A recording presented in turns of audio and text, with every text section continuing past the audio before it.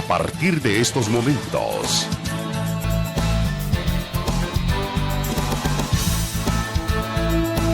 Conversando con Alfredo Villarreal.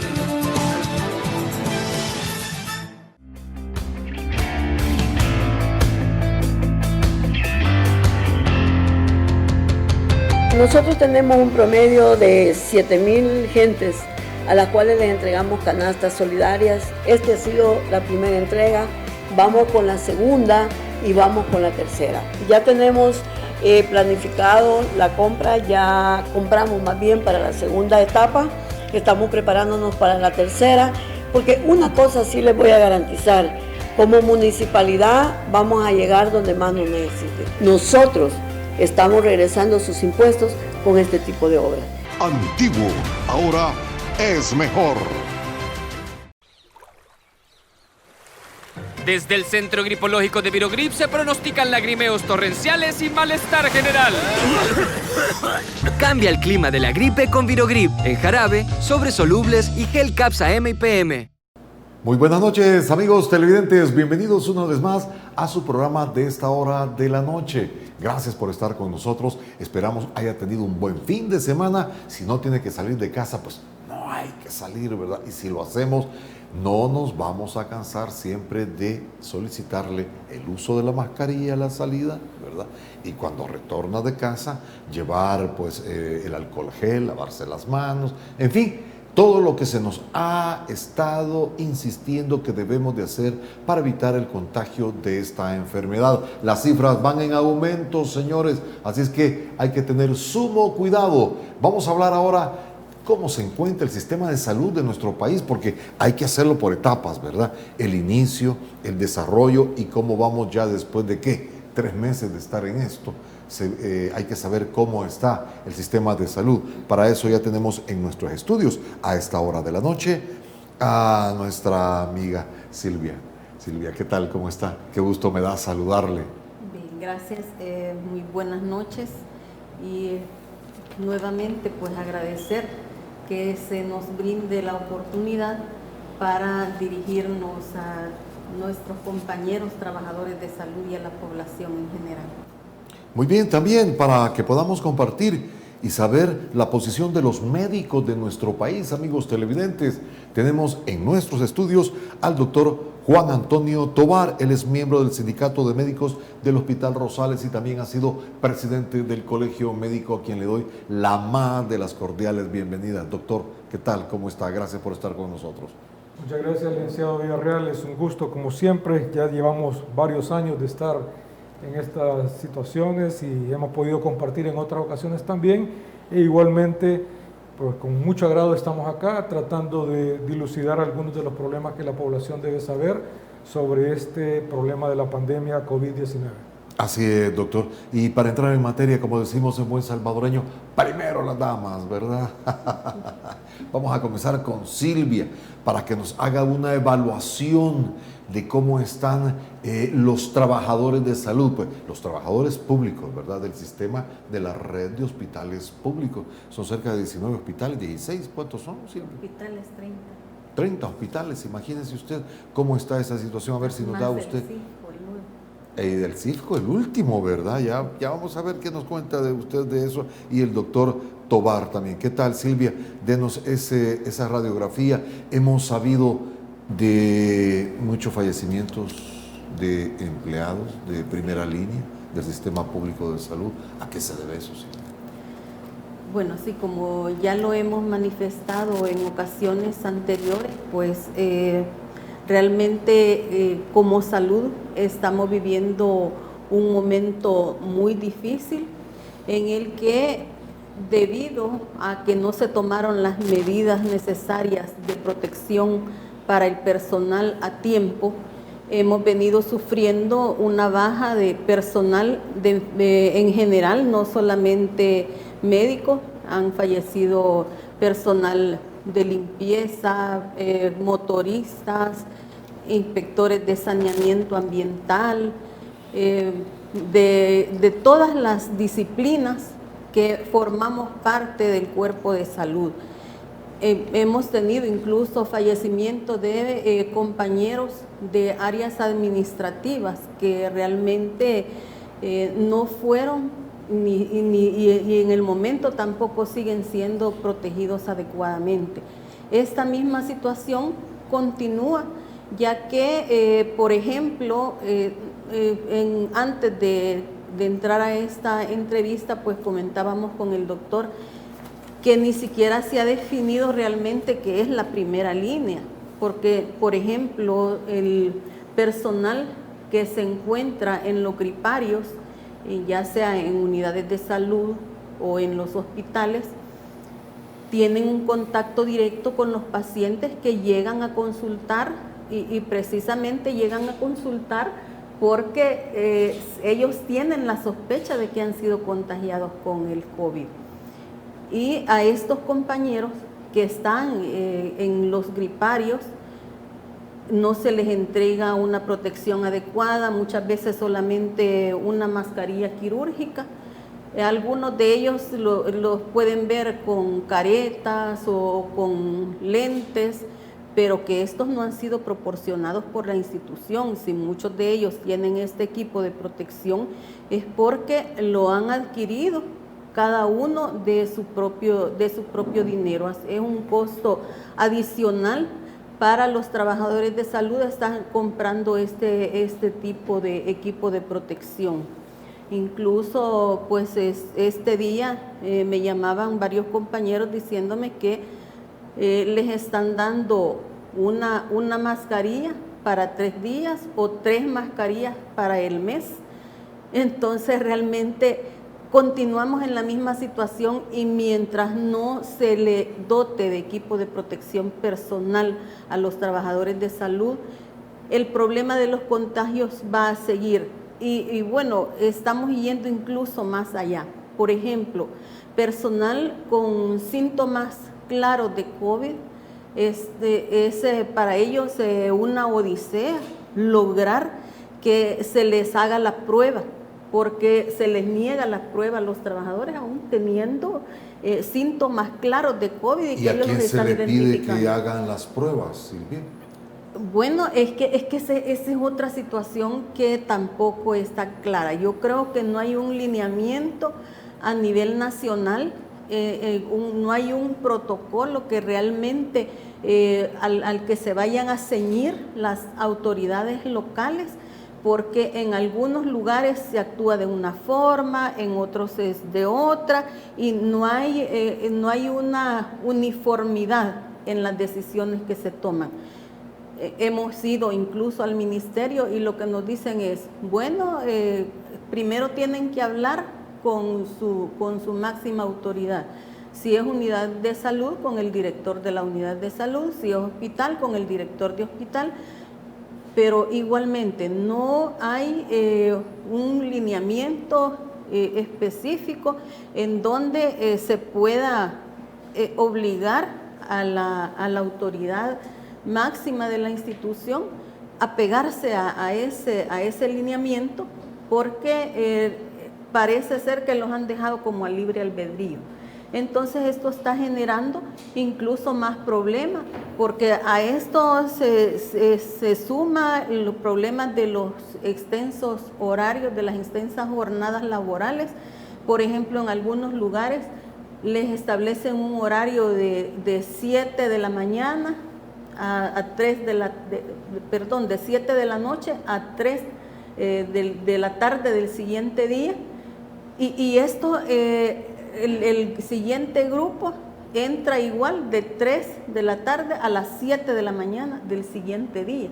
Entonces son horarios extenuantes para el personal, al grado pues que el personal está agotado. Y precisamente esto viene también a desmejorar la salud del personal, especialmente en el área de médica y de enfermería. ¿Cuántos trabajadores de salud han muerto por COVID-19? Pues así oficialmente no tenemos un dato, porque según el ministerio nosotros no podemos contar con realmente una estadística en donde podamos establecer cuántos médicos, cuántas enfermeras, cuántos inspectores de saneamiento, cuántos promotores de salud. Ese control, o si lo llevan, es interno y lo manejan pues muy herméticamente. Nosotros únicamente pues nos vamos dando cuenta de que cuando falleció un médico en el Hospital Rosales, falleció otro médico en el Hospital de San Miguel, o una compañera enfermera, o algún compañero de servicio en alguna de las unidades de salud o en las direcciones regionales, pero realmente no contamos con un dato oficial. Únicamente los casos pues que nosotros de los cuales vamos conociendo a través de los medios de comunicación, a través de las redes sociales, a través de las denuncias de los compañeros afiliados al sindicato.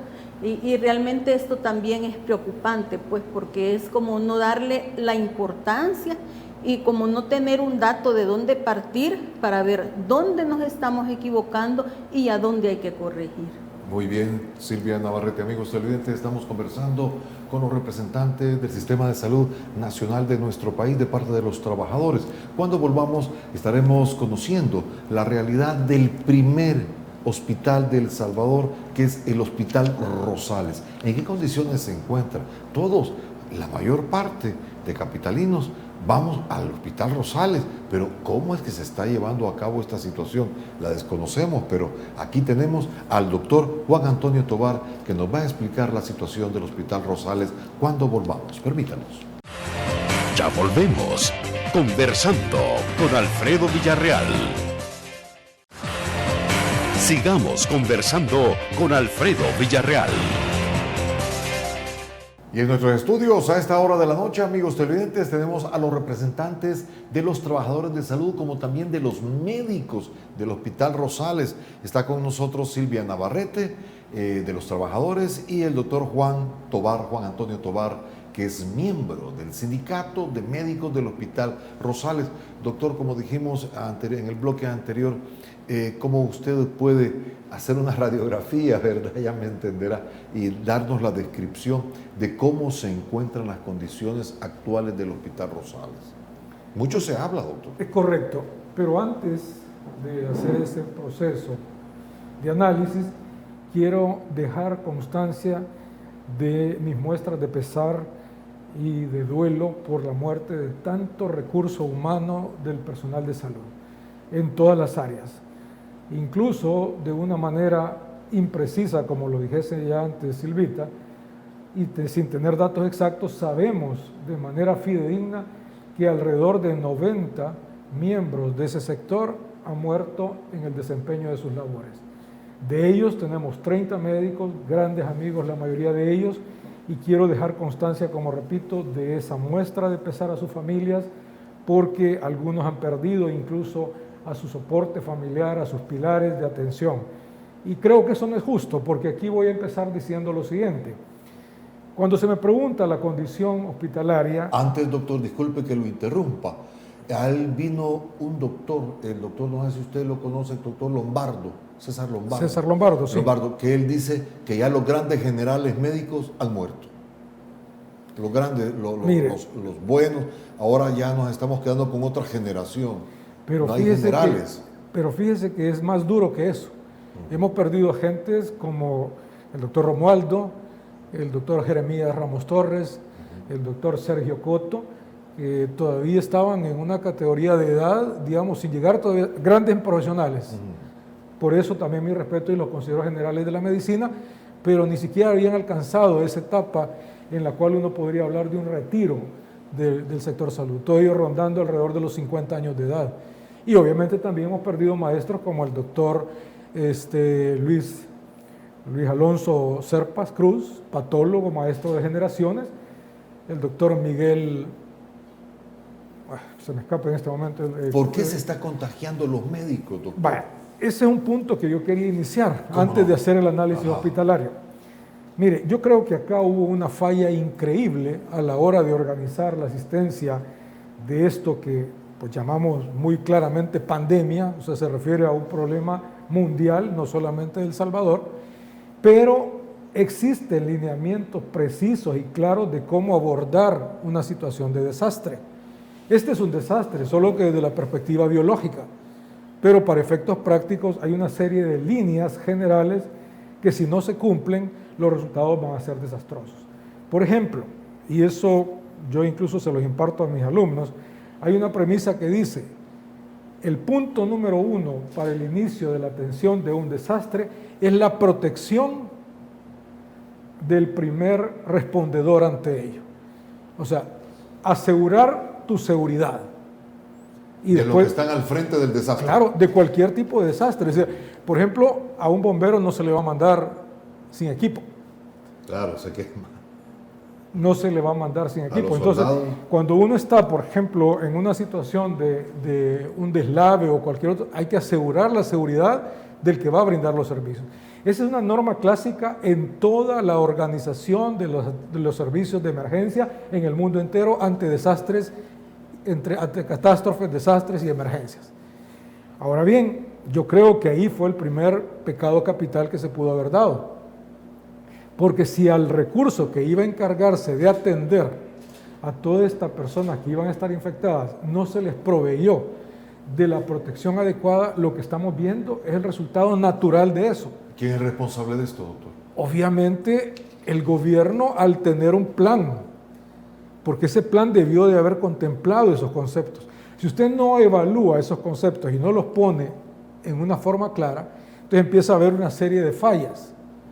Entonces, ese es un punto importante, pero además también hay que considerar algo que debimos también de haber definido con anterioridad. ¿Cómo iba a ser la estrategia de atención hospitalaria para los diferentes problemas? Usted bien mencionaba, el Hospital Rosales es un tercer nivel de atención, pero no solamente para situación de desastre, también lo es para todas las patologías crónico-degenerativas, el cáncer, el trauma, etcétera. Que si bien es cierto, por la lógica de la pandemia, el trauma ha bajado de una manera considerable, pero también estamos viendo otro tipo de mortalidad que está quedando totalmente oscurecida. Es la gente que muere por las complicaciones de su patología, la cual no está recibiendo la atención. Entonces, tuvo que haber habido desde el principio una definición clara de qué centros iban a manejar pacientes con infección COVID-19 y qué pacientes iban a tener la oportunidad de seguir recibiendo asistencia para los diferentes problemas. ¿Cuáles son esos problemas? La nefropatía. Sabemos que la insuficiencia renal crónica en El Salvador ocupa uno de los lugares más importantes. La cardiopatía, la enfermedad hipertensiva, los diabéticos.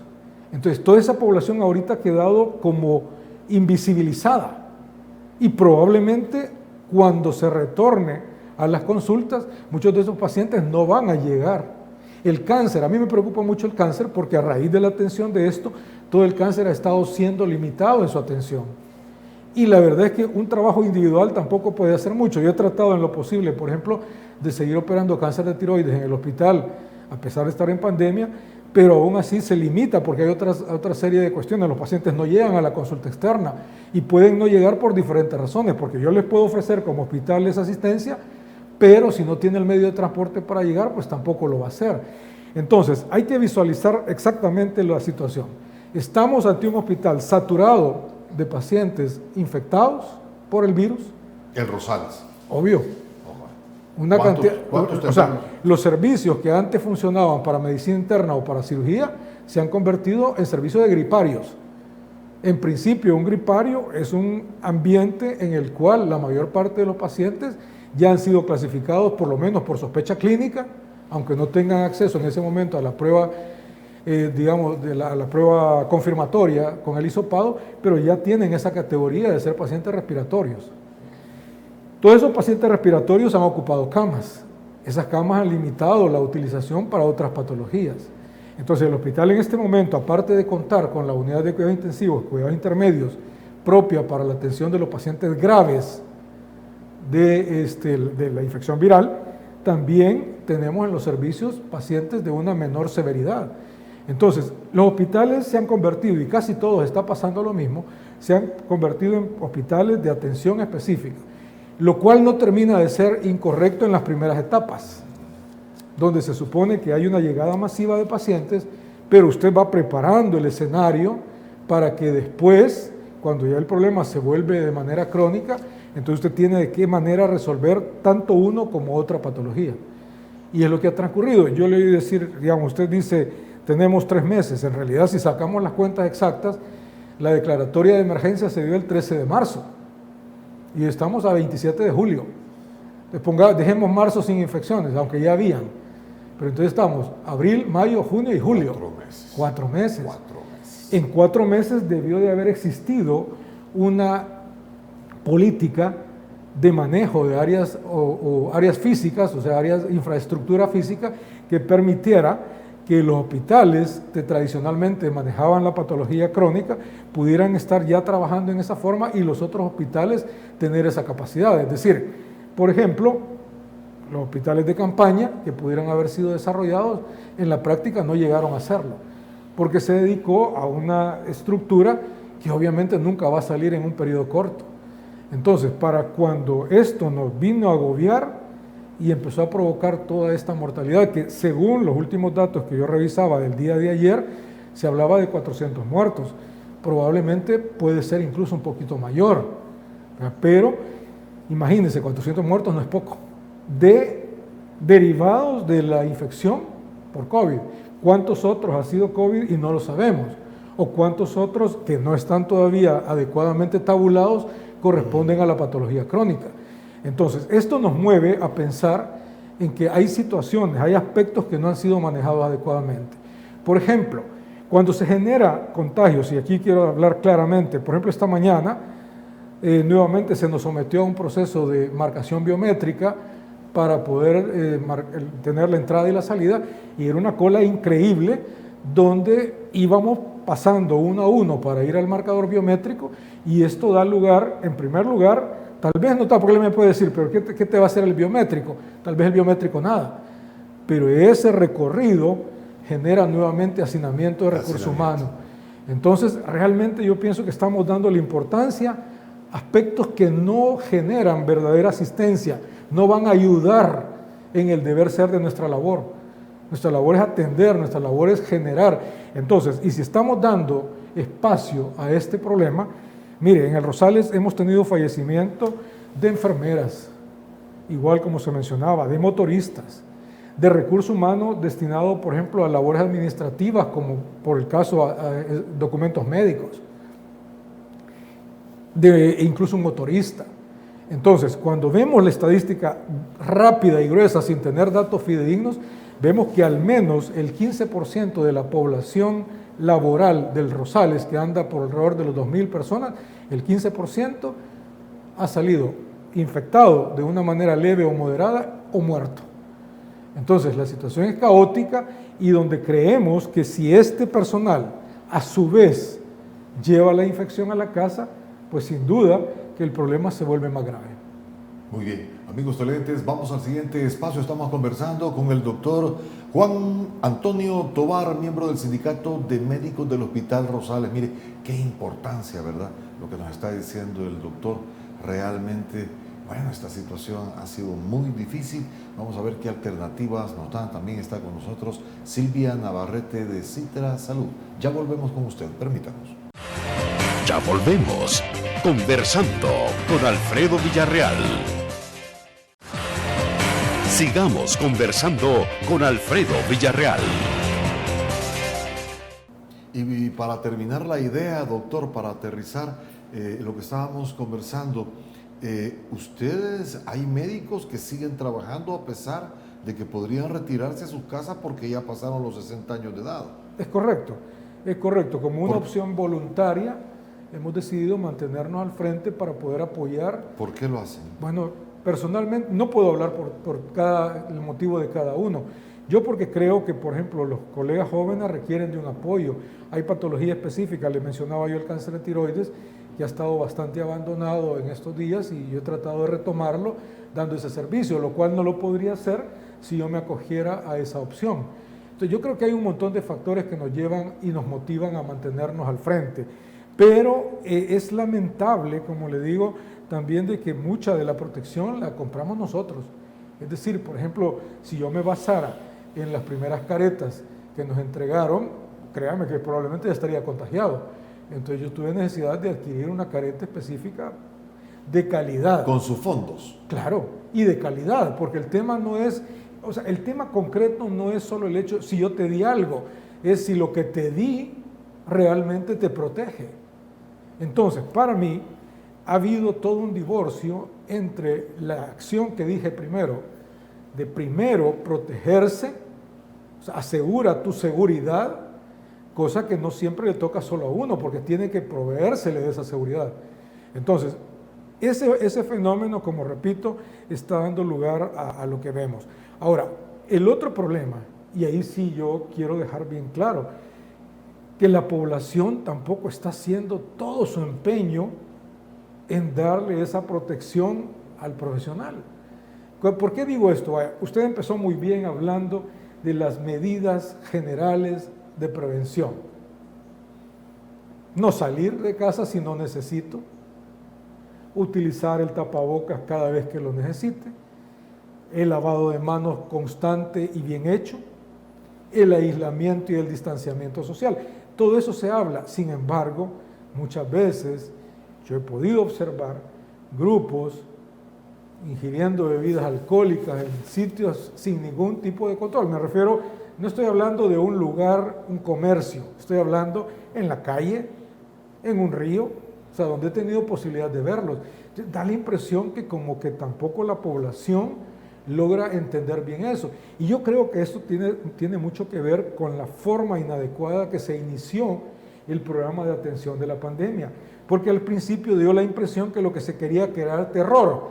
Y cuando la gente dijo, no, si esto no genera tal terror, y además en todas partes, entonces cuando en realidad lo que debimos de haber creado en la población era educación.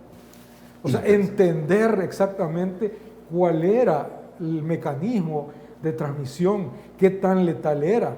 Entonces, al crear una educación en el recurso general, eso iba a provocar que también la gente se contagiara menos. Y luego otra serie de medidas que se han tomado desatinadas de que grandes cantidades de población se han visto en el contagio.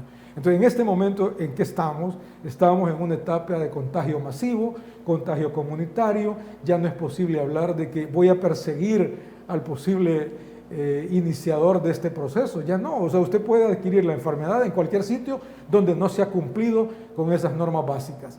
Y ahí va a salir uno contagiado.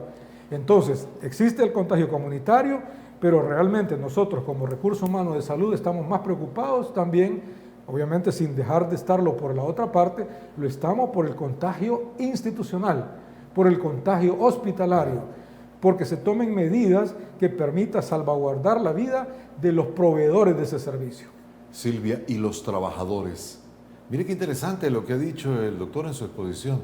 Y los trabajadores de la salud, ¿a quién responsabilizan por las muertes que han tenido?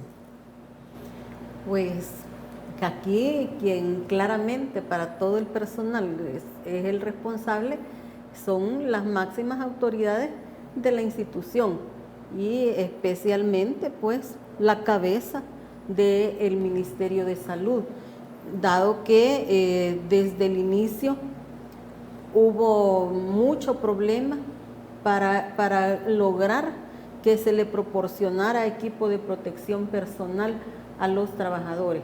Entonces, desde ahí, aparte de eso, que no hubieron también protocolos, y si los hubieron, no se dieron a conocer lo suficiente como para que todo mundo los conociera. Y bueno, realmente para todos los trabajadores esta situación pues ha venido a complicar más los servicios de salud, porque ha generado, toda esta situación ha generado una sobrecarga laboral mayor para el personal. Como lo mencionaba el doctor, pues está el decreto 31, decreto ejecutivo 31, en donde el personal mayor de 60 años y con enfermedades crónicas degenerativas podían acogerse a este decreto y retirarse.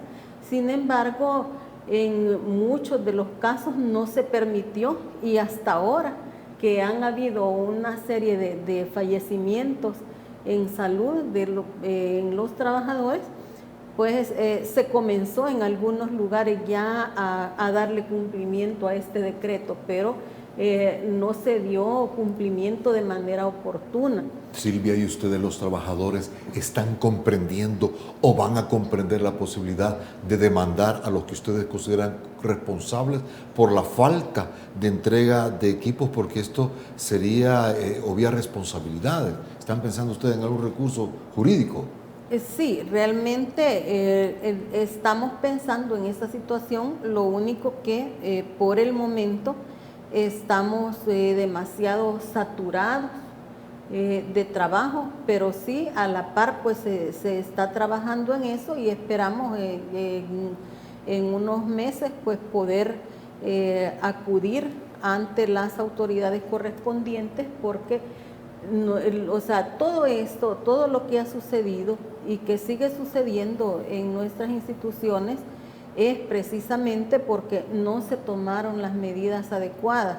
Y para nosotros está claro pues quiénes son los responsables de que en un momento no se hayan tomado estas medidas, y que incluso se siguen violentando estos derechos a los trabajadores, y que también el papel del Ministerio de Trabajo no ha sido el papel que ha debido desempeñar, porque nosotros como primera instancia hemos acudido al Ministerio de Trabajo, hemos pedido inspecciones, y en algunos lugares han llegado, pero no han llegado a hacer una inspección real, sino que lo que han hecho es ir a reunirse con la máxima autoridad, si es unidad de salud, con el director de la unidad de salud, si es región, con el director regional, si es hospital, con el director del hospital, pero no han habido entrevistas al personal que Doctor, pueda... ¿y ustedes como sindicato de médicos del Hospital Rosales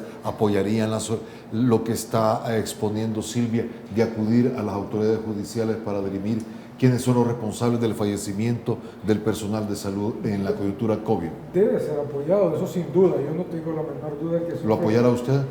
Yo lo haría, obviamente, porque tenemos víctimas, y como le digo, yo tengo amistades, colegas, enfermeras, colegas médicos que sin duda me duele lo que ha pasado. Ahora, y aquí hay que agregar algo más. Y hay figuras delictivas, ¿verdad? Como evadir responsabilidades. Hay varias figuras delictivas que se pueden aplicar acá. Sí, mire, yo diría incluso que vamos más allá. Hay un pecado original. Hay un pecado original de todo esto, de esta desorganización. En un primer momento, yo recuerdo muy claramente cuando el Colegio Médico, a través de su observatorio y junto con otros recursos calificados en el tema de estas infecciones, trató de dar líneas generales de cómo abordarlo, trató de insertarse en ese proceso y no se le tomó en cuenta. Hay que recordar eso claramente, porque nunca hubo oportunidad. Todo se centralizaba, todo se definía desde el nivel ministerial, y no existía esa opción de decir, mire, sugerimos estas cosas, necesitamos esto. El mismo sindicato de médicos del Hospital Rosales, desde el mes de marzo, empezó a presentar diferentes comunicados ante la prensa y luego obviamente ante la comunidad y a la dirección institucional, de la necesidad de cubrir todos esos aspectos que nos hacían vulnerables ante el proceso infeccioso, y vulnerable a la comunidad también. Pero dio la impresión que estábamos en un mundo en el que uno decía una cosa, el otro decía otra. De hecho, considero de que si se hubiera partido de la necesidad de una coordinación, de un plan contingencial ante ese evento, las cosas podrían estar mejor. Pero no hubo eso.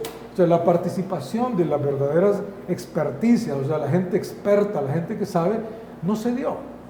No se dio. Yo le digo, es cierto, por ejemplo, uno puede estar relegado en un momento dado a otro cargo, pero reconocer que algún conocimiento sobre el tema de organización hospitalaria ante eventos de desastres se tiene, y ante eso, y además fueron 21 años dedicados. Sin embargo, esa experticia, y no lo hago como un reclamo personal, pero simplemente lo digo, esa experticia se dejó de lado. Entonces, existe ese fenómeno en el cual la desorganización inicial nos llevó a incrementar el desastre, porque cualquiera me puede decir, pero esto está pasando en todo el mundo, e igual hay mortalidad en todas partes, sí, pero comparemos. Por ejemplo, la mortalidad de Costa Rica hasta el día de ayer llegaba a 102, con un médico fallecido, sobre un volumen de revisados, o sea, de gente positiva de alrededor de 15,000. Entonces, estamos hablando de números que hacen una diferencia bastante, 15,000 positivos, ¿verdad? De los cuales recuperados y todo lo demás, pero una mortalidad relativamente baja. Sí, verdaderamente baja. Vamos al siguiente espacio, amigos televidentes. El tiempo nos apremia, aprovechémoslo. Volvemos con más temas con los representantes de los trabajadores, como los médicos de la Red Nacional Hospitalaria. Permítanos. Ya volvemos, conversando con Alfredo Villarreal. Sigamos conversando con Alfredo Villarreal. Silvia, por cuestiones de tiempo, ¿cómo ustedes los trabajadores han visto la hecha del Hospital El Salvador? Sí, bueno, realmente el Hospital El Salvador prácticamente ha sido otro de los grandes secretos en este gobierno, pues el acceso a este hospital no es libre. Incluso pues para el mismo personal nosotros hemos podido observar, por ejemplo, el personal de enfermería que se está contratando en los hospitales, en los demás hospitales, les están ofreciendo un salario de $600, mientras que a los que les están ofreciendo plazas en el Hospital El Salvador les están ofreciendo $900. No sabemos cuáles son los criterios para contratar al personal. Únicamente pues vemos las ofertas de empleo, mucha gente aplica pero no es aceptada, incluso llenando todos los requisitos. Parece ser que hay una manera secreta de seleccionar a este personal.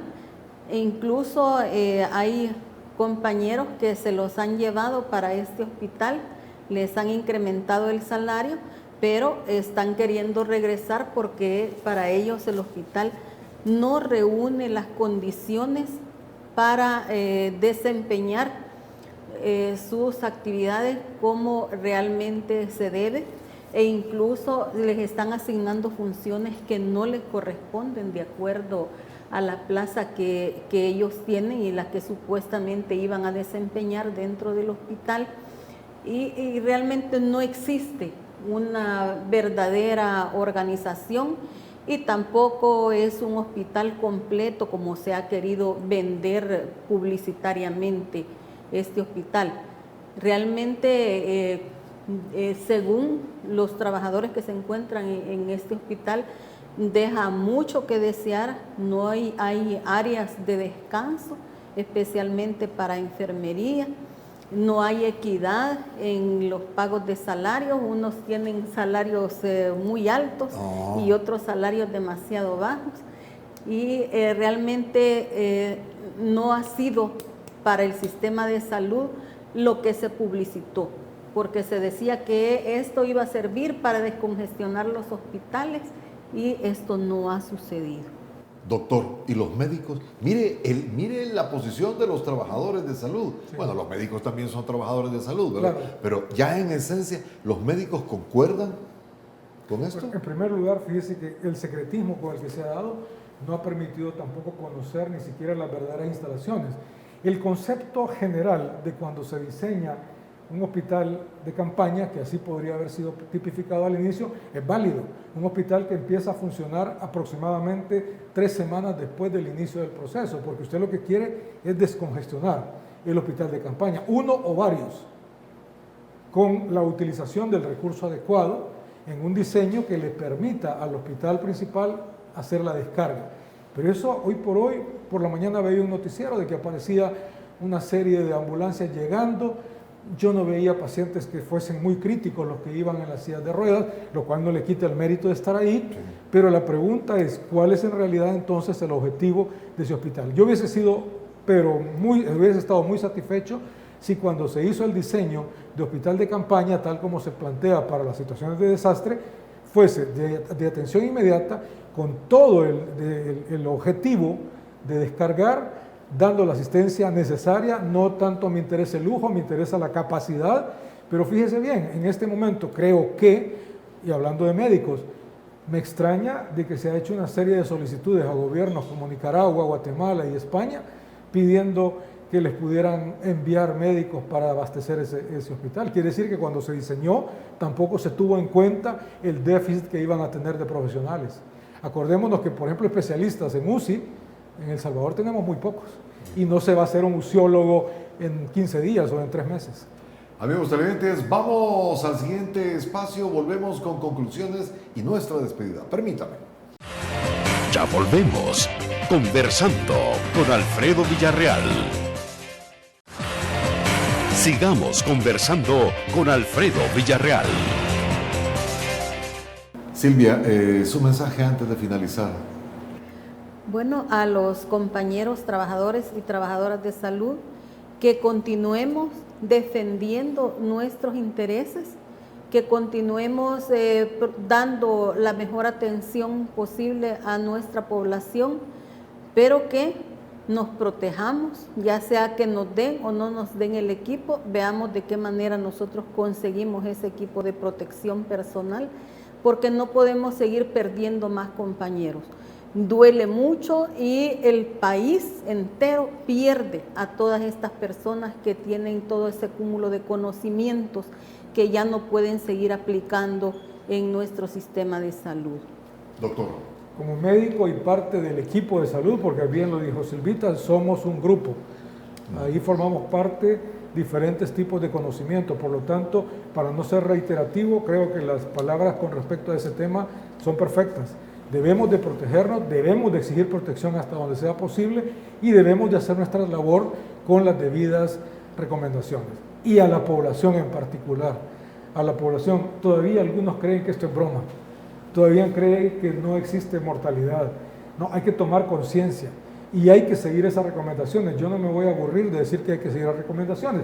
Y ante todo, a nuestras autoridades que tomen en cuenta todas las recomendaciones que en un momento dado salen de nuestros sectores. Si salen porque somos primera línea de trabajo, porque a mí que ya no me vengan con el cuento de que solo primera línea es el que está en la UCI o el que está en la unidad de cuidados intermedios.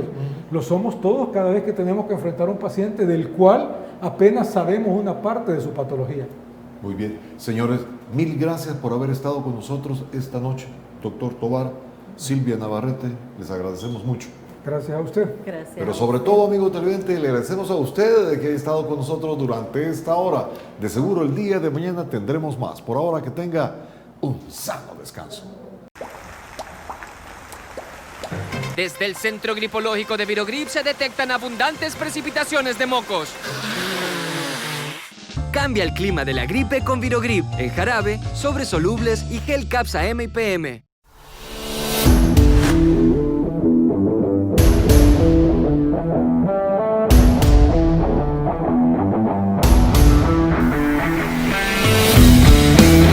Nosotros vamos a ayudar con la sanitización, vamos a ayudar con, no hay que ayudar, estamos en la obligación de hacerlo por nuestra gente. Como funcionario público, quiero pedirle a los de Antiguo Cuscatlán que así como se ha mantenido, que el Señor no ha permitido todavía que estemos aquí con que ha salido alguien con esta enfermedad, pero es porque se han cuidado, ustedes nos han ayudado y nosotros como municipalidad estamos haciendo lo que nos compete. Nosotros estamos regresando sus impuestos con este tipo de obras. Antiguo, ahora es mejor. Después de esto, usted ya no es el mismo. Gracias por habernos acompañado en Conversando con Alfredo Villarreal.